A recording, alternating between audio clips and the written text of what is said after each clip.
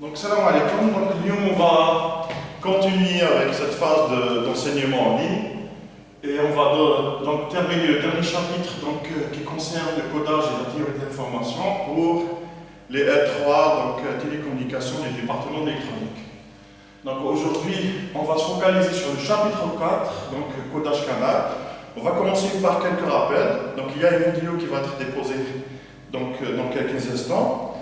Donc sur la première partie du cours. Donc il y a aussi les slides qui ont été déposés il y a longtemps sur le site de l'université. On va faire quelques rappels, on va se focaliser sur les codes en bloc linéaire. Avant cela, on va parler des codes qui sont les plus utilisés ou qui ont connu un grand succès. Donc on va commencer par les codes Hamming, introduits en 1945, donc c'est assez ancien. Donc les codes convolutifs,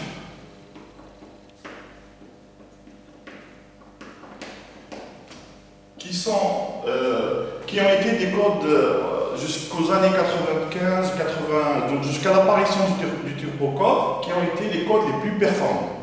Ils sont utilisés actuellement dans le GSM et ont été utilisés dans la deuxième norme de génération mobile américaine, IS-95.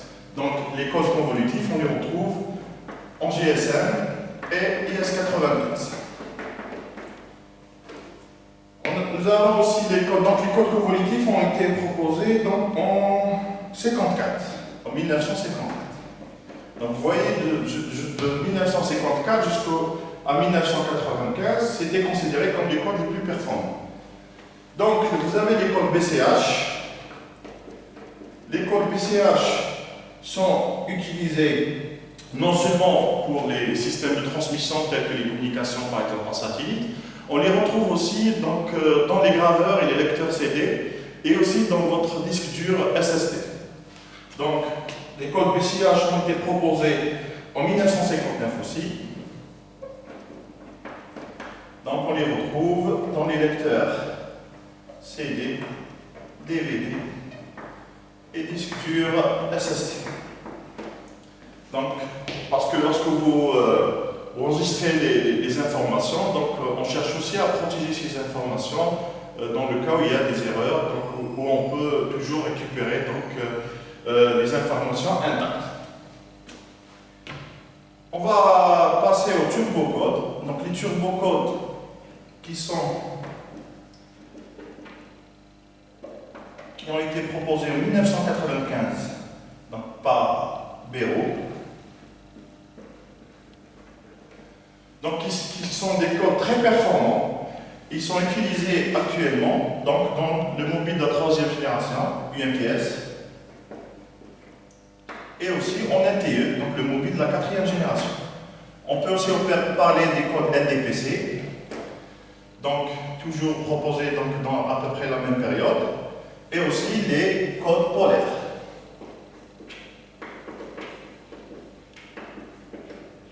Les codes polaires sont pressentis ou bien ils ont déjà été adoptés dans le mobile de la cinquième génération. Donc aujourd'hui, on va se focaliser sur les codes en bloc linéaire. On va faire quelques rappels et on va essayer de résoudre quelques exercices pour mieux comprendre un petit peu le principe du codage canal.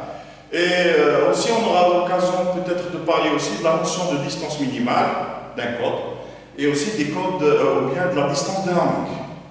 Donc, pour les codes en bloc linéaire, le codage en bloc linéaire, donc on l'appelle ainsi parce que l'opération de codage dans les codages en bloc linéaire consiste à associer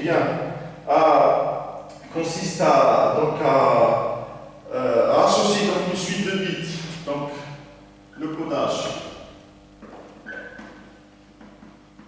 en bloc linéaire consiste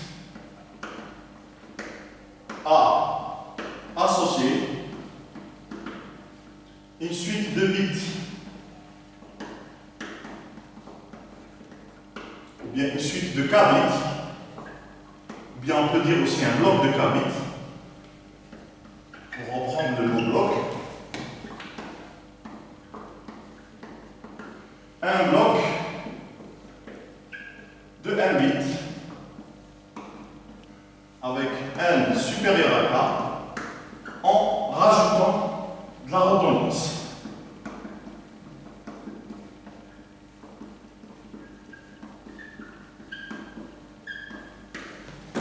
Donc en rajoutant de la redondance, ça veut dire que si vous avez des messages qu'on va appeler D, donc des messages de k bits, D0, D1 jusqu'à dk-1, donc vous avez k bits. Donc, en procédant à l'opération de codage,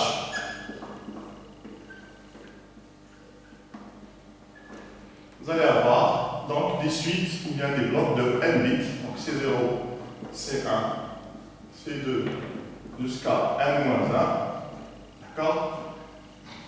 Donc n bits d'information. Donc si je numère ici tous les messages, on aura 2 à la puissance k, donc message.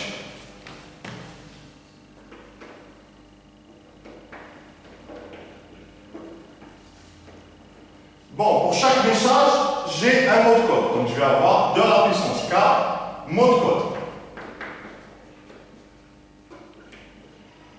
Bien sûr, si je numère ici tous les on va dire les codes de n bits, on va avoir 2 à la puissance n. Donc 2 à la puissance n moins 2 à la puissance k, ce sont des mots de code qui appartiennent pas à mon code.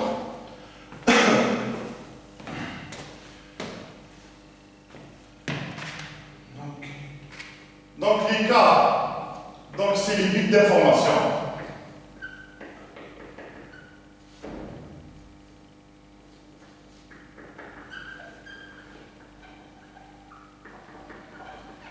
Les n-k, on appelle ça les bits de redondance ou bien les bits de parité.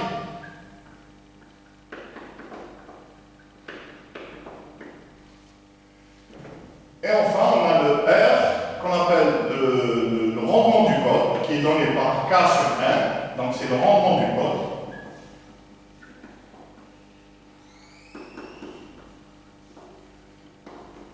Qui nous permet de savoir quels sont en fait à quel point donc le message a été codé. Si vous avez R égale à 1, ça veut dire tout simplement que vous n'avez pas utilisé de codage.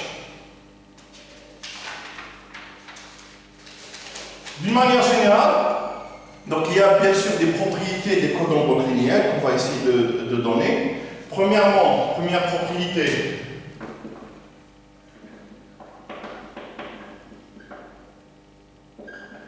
Donc si vous avez donc C1, si nous avons C1 et C2 du mot de code des messages R1 et R2, donc je peux écrire par exemple C3 donc qui est égal bien C3 qui est égal C1 plus C2, ce n'est rien d'autre que c'est le mot de code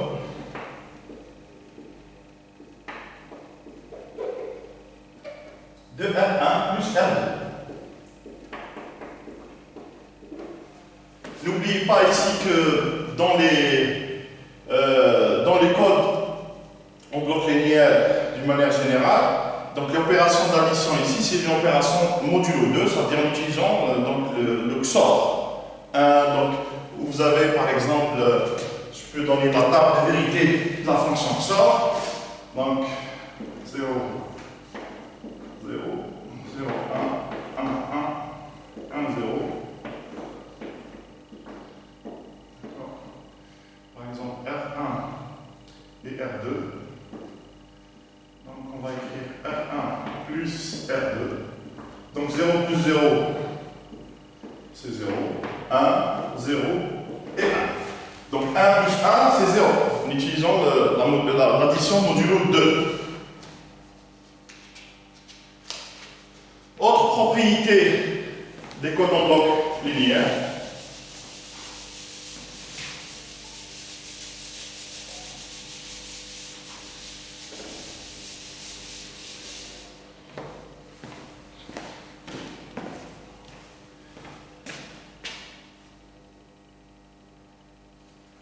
Donc, c'est le mot de code. Donc, généralement, l'opération de codage ici, on la symbolise donc par le symbole CNK. Donc, le code que nous allons donc former en rajoutant n-k bits de parité, donc, on va noter ça donc, par le symbole CNK. D'accord? Donc, généralement, le code issu de l'opération d'addition, ou bien le code des messages R1 plus R2. Donc si vous avez R1 qui appartient à CNK, R2 qui appartient à CNK, donc vous avez, pardon, C1 ici 2, pardon, C1 ici 2 qui appartient à CNK, donc vous avez C1 plus C2 appartient aussi donc au code CNK.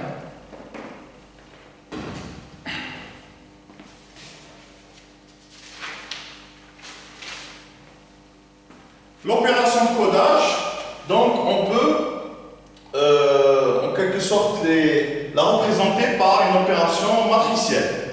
Donc pour permettre de passer donc, du message D au mode code C, on peut réaliser cette opération en utilisant du calcul matriciel. Donc on va avoir, c'est ce qu'on appelle la matrice génératrice du code. Donc matrice génératrice du code.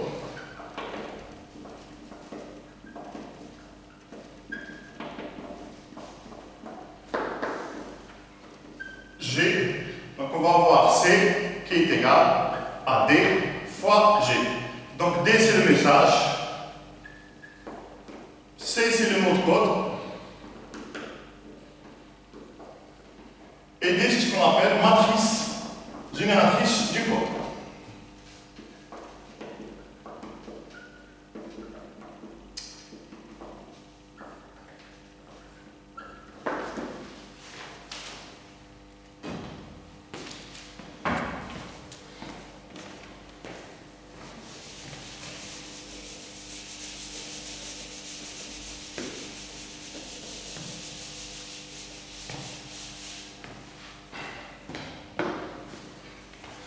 Donc C c'est un vecteur de taille N, D c'est un vecteur de taille K, donc automatiquement, donc j'ai C0, C1 jusqu'à Cn-1 qui est égal à D0, D1 jusqu'à Dk-1 fois G, on va avoir donc une matrice de taille donc N fois K, K fois M.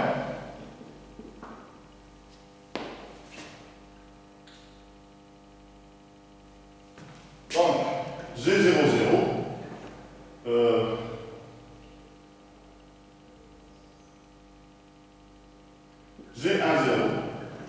G10, G20 jusqu'à Gk-1, 0.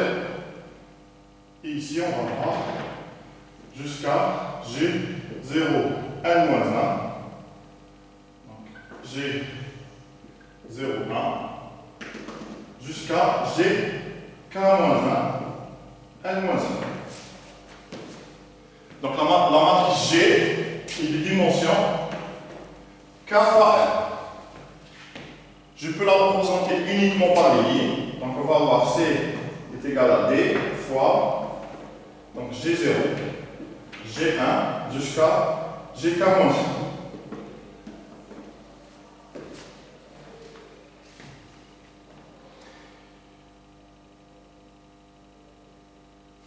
Donc si j'utilise les lignes de la matrice G, on va voir plus tard, ça va nous simplifier les calculs. Si j'utilise uniquement les lignes, on peut donner aussi donc, la formule suivante. Donc le vecteur C est donné par la somme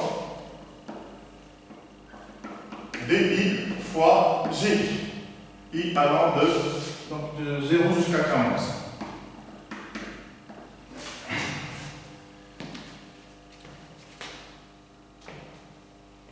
La forme systématique du code, c'est une forme intéressante qui va nous permettre de simplifier les calculs, que nous allons utiliser largement dans les exercices pour des raisons de simplicité.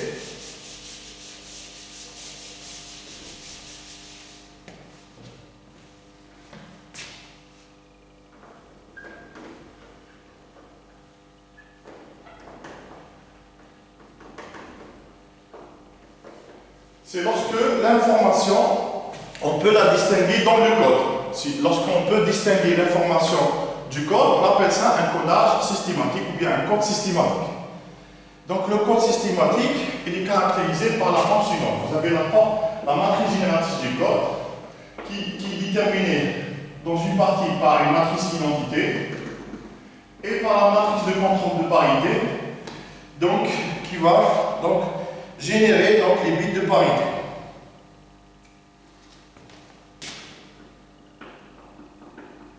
Donc la matrice de parité, elle est des dimensions de K fois N moins K, et la matrice identité, elle est des dimensions donc K fois K. Bon, donc dans les ouvrages, on peut retrouver une autre forme où la matrice de parité se retrouve donc à droite ou bien à gauche, et la matrice identité, on va la retrouver donc à droite. C'est exactement la même chose. Donc dans le cas que nous avons donné maintenant, donc ça veut dire tout simplement que dans le code, donc on va avoir, donc si j'écris C est égal à D fois G, donc C n'est rien d'autre. Donc une partie du code, on va retrouver le message D0, D1 jusqu'à DK-1, d'accord? Ensuite, ici, donc ça va être CK jusqu'à CN-1. Donc ça, c'est l'information. Et ça, c'est les bits de parité.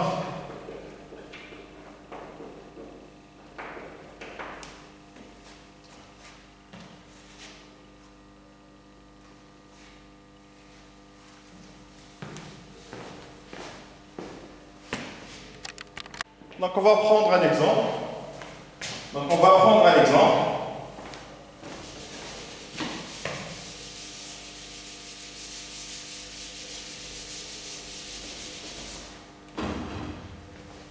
Donc, supposons que vous avez la matrice suivante, la matrice génératrice du code. Donc G, exemple. Donc vous avez G, donc, qui est donné par G0, G1, G2, G3. Donc ça, c'est les lignes de la matrice. Donc si je donne toute la matrice, donc on va avoir 1, 0, 0, 0, 0, 1, 0, 0.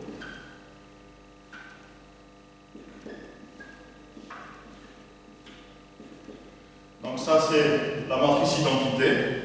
Et la matrice de parité, donc c'est 1, 0, 1, 1. 1, 0, 1, 1. Ensuite, 1, 1, 1. 0 et 0, 1, 1. Donc ça, c'est la matrice identité de taille 4 fois 4. Et c'est ça. Et ça, c'est la matrice donc, de contrôle de la matrice de parité, pardon. Elle est de dimension, donc 4 fois talon.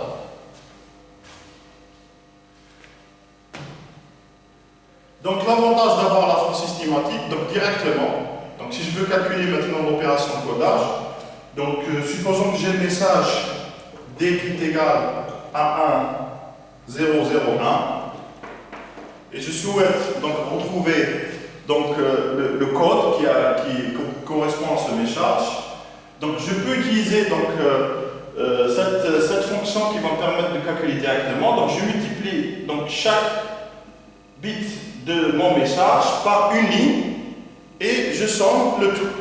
Ça veut dire tout simplement, je multiplie 1 fois la première ligne, donc 0 fois la deuxième ligne, donc plus 0 fois la deuxième ligne, plus 0 fois la troisième ligne, plus 1 fois la troisième ligne.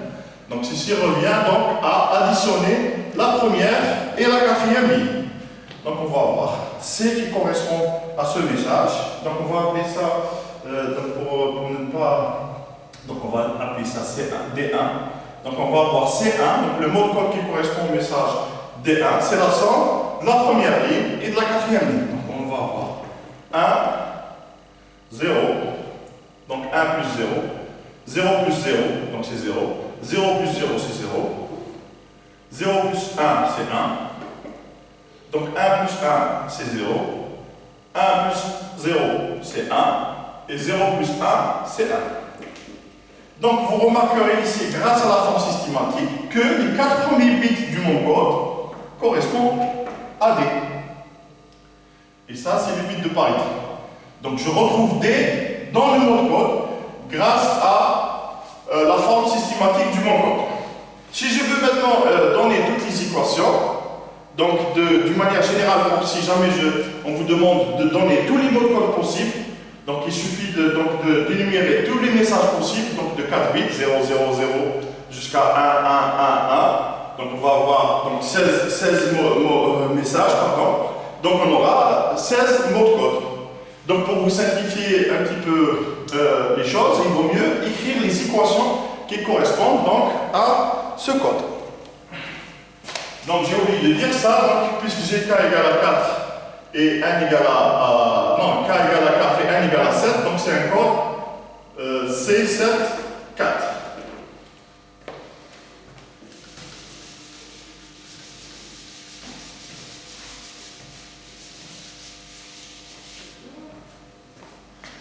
Donc, on aura C0, pardon, puisque j'ai la forme systématique, donc C0, c'est directement donné par D0.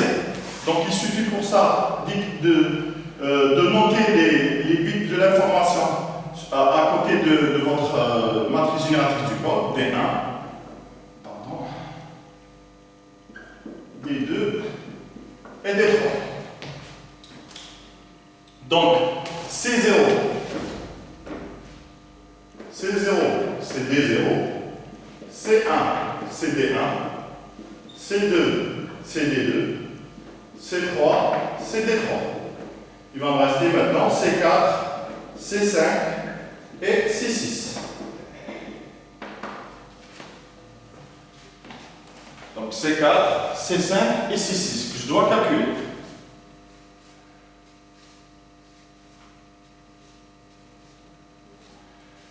Donc, C4, C5 et C6. Donc, si je multiplie par ma matrice de génératrice du code,